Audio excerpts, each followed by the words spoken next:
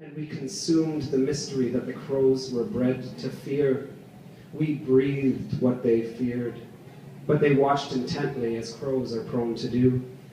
And when they cawed that our magic was unclean, we laughed, took a little offense, even killed a few of them and pulled their feathers for our hair.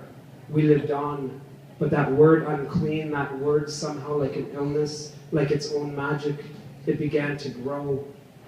Very few of us saw that coming.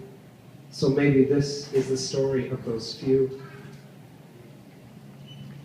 The first chapter is people have been saying to me recently, like, what does it feel like to be a spokesperson? And I'm like, whoa, wait a second. I'm just one voice of many, many voices. I'm one voice that tries to uplift like so many others do. But it's a huge responsibility to speak to and for anyone, and it's got to be done with respect and with honor, and try to capture the truth in fiction is a fascinating thing to do, because fiction is very malleable and it moves around, and what is the truth depends on what character you ask. You're going to get very different truths depending on who you speak to, and so this idea of, I feel a huge responsibility. But at the same time, when my characters develop and they come alive on their own, like in the Orenda, they grew up and they became their own characters. They had a voice of their own then, and I allowed them to speak in what they wanted to say. And that sounds like a weird thing, I guess.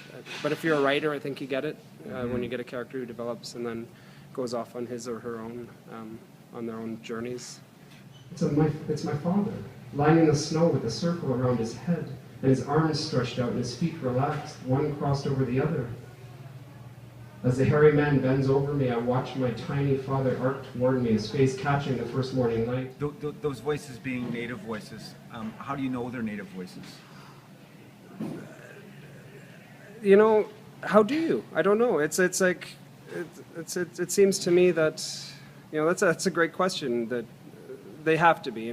Chief Justice Harry Laforme, do you know who he is? He's a Aboriginal justice. He wrote me recently, and I hope he doesn't mind me sharing this, but he read the novel and he said, I know you come from many different places, your background, the Irish, the Scottish, and Anishinaabe, but there's no question that you're a part of Turtle Island, that your soul is part of Turtle Island, and I think that's what's important, this idea that we're all in this boat together, and that's something huge for me to think about and to write about, is that this is about all of us, and so when it comes to the voices native or not, I'm pretty sure they're pretty strongly native, these voices talking to me.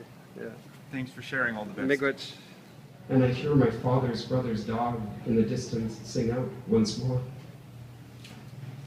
Miigwech, thank you so much. It's amazing collective you got going on.